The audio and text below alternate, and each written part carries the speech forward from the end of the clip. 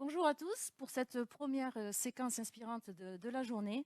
Alors, on va commencer avec deux étudiants perpignanais. Vous êtes issus de l'IUT Perpignan, de la Perpignan, l'IUT Génie Biologique.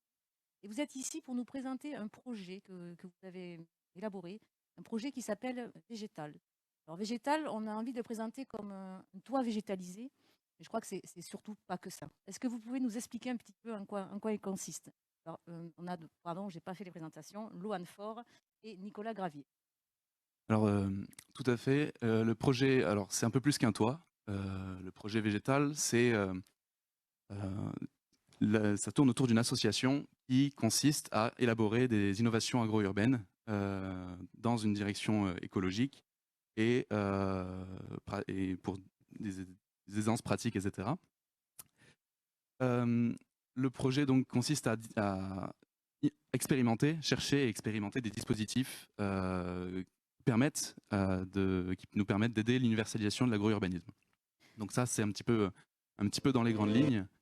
Euh, Donc, vous allez plus loin qu'un simple toit végétalisé, c'est-à-dire vous avez mis au point des technologies pour aller jusqu'à récupérer, vous m'aviez expliqué, l'humidité des toits. Tout à fait. C'est-à-dire que concrètement, du coup, notre projet s'appuie sur plusieurs dispositifs. On peut parler peut-être voilà, le premier dispositif sur lequel on s'appuie.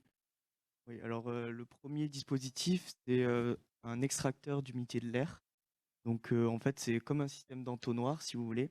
Et l'objectif, en fait, c'est de récupérer de l'eau de pluie grâce à l'humidité de l'air. Environ, on estime à peu près à 1 litre d'eau pour une nuit. Et en fait, ce prototype, en fait, il récupère de l'eau sans utiliser d'énergie. C'est très important.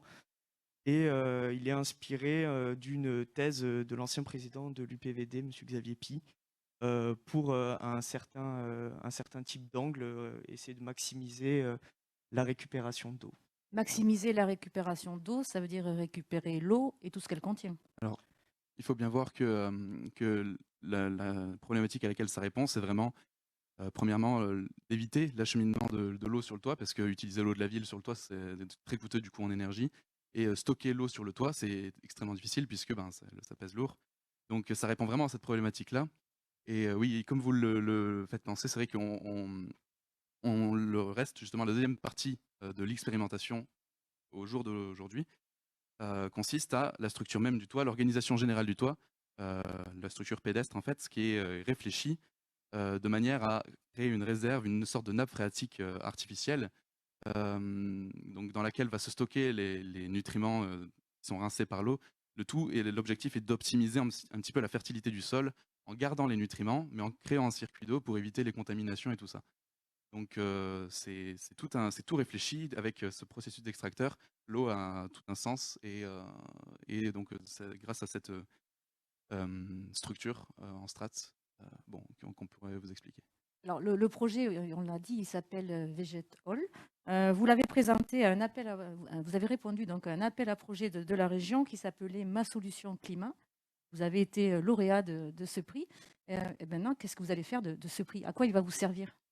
Alors, il faut bien voir ouais, que ce projet existe vraiment grâce à cet appel à projet, puisqu'il a été un petit peu, l'appel à projet a été un petit peu l'initiative qui a poussé à la création de l'association, etc. Euh, mais c'est exactement, enfin c'est grâce à cette subvention qu'on peut réaliser le toit sur lequel on va réaliser les expérimentations. Et alors, où est-ce qu'il va être ce toit? C'est quel toit? Comment ça va marcher? Alors déjà, c'est l'UPVD, déjà on a la chance d'être accueilli par la faculté qui nous permet de réaliser notre projet, donc c'est déjà un bon point.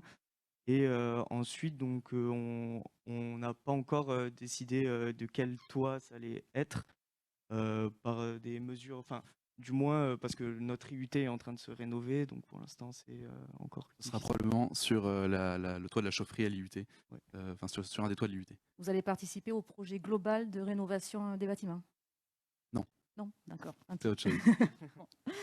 Monsieur Molly, vous êtes, vous, architecte urbaniste, vous représentez donc le cabinet Archiconcept qui a ici une antenne à Perpignan. Quand vous entendez parler de ce projet qui est en train de naître, qu'est-ce qui vous inspire?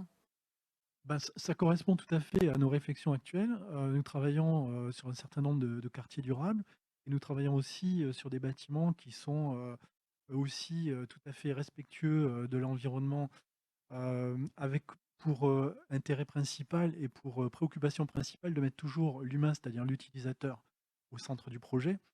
L'agriculture urbaine, c'est aussi quelque chose sur lequel nous travaillons. En fait, ce que nous participons à faire, c'est à réconcilier l'urbain, l'habitant de la ville, et l'agriculture. On le voit bien dans les grands médias, il y a des phénomènes d'opposition entre les deux qui sont ridicules, puisque tout le monde a besoin de chacun. Donc ça, c'est vraiment un point de départ. Et puis, il y a aussi une demande très forte de circuits très très courts entre l'agriculteur et puis l'utilisateur. Et donc, on travaille sur des quartiers où on réintroduit le potager sous forme d'espace, et ça c'est très important pour nous, de convivialité, d'échange, de rencontre entre les générations. Donc toutes les technologies qui permettent de ramener l'agriculture dans le cœur de ville, dans le cœur des bâtiments, pour nous c'est absolument passionnant. Pourquoi? Parce que notre préoccupation, nous sommes aussi membres de l'association Bâtiments Durables Méditerranéen Occitanie. Le problème, c'est le confort d'été en milieu méditerranéen. Le confort d'été, c'est quelque chose qui est beaucoup plus complexe à atteindre que le confort d'hiver. Chauffer, on sait faire, y compris avec des sources de biomasse qui ne créent pas de gaz carbonique. Ça, on sait bien le faire. Par contre, le confort d'été, ça demande une connaissance très très fine du territoire, comme l'agriculture. C'est ce qu'évoquait M. Villa tout à l'heure. Je dirais chaque commune a besoin de solutions différentes. Juste un exemple. Canet-en-Roussillon est en bord de mer. Le confort d'été, on va le traiter en utilisant les brises marines qui soufflent toutes les après-midi. Vous êtes au pied des Alberts, il n'y a pas de brise marine, vous avez un autre microclimat, vous avez des températures nocturnes beaucoup plus élevées. On ne peut pas faire du rafraîchissement nocturne de la même manière. Donc voilà, vous voyez que tout est lié. On ne peut pas imaginer l'habitat sans l'agriculture, sans la nature de proximité. Et au cœur d'une ville comme Perpignan, est-ce que c'est aussi possible?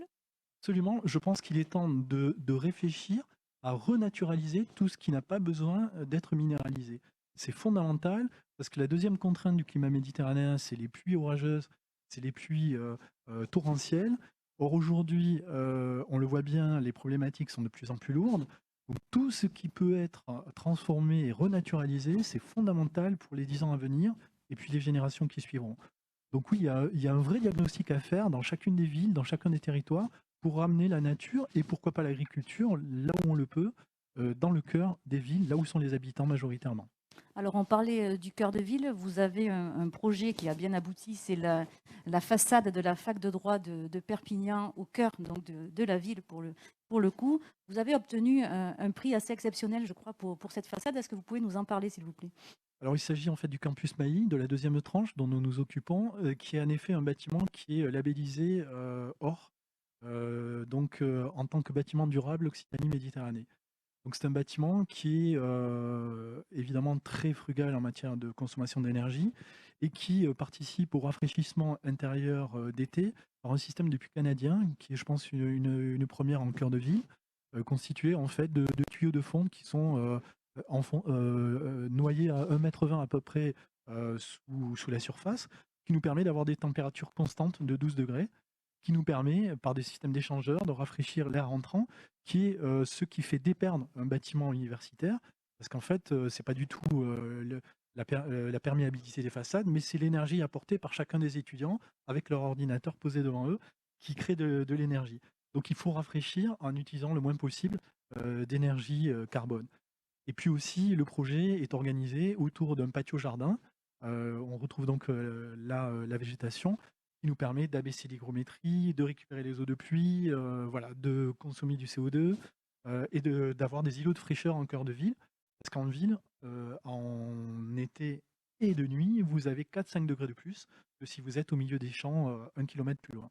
Et alors, est-ce que c'est plus compliqué de monter un projet qui prenne en compte comme ça l'agriculture entre guillemets urbaine ou un projet plus ancien, plus habituel pour les promoteurs? Est-ce que ça prend plus de temps? Est-ce que c'est plus compliqué? Mais est-ce que vraiment ça vaut le coup?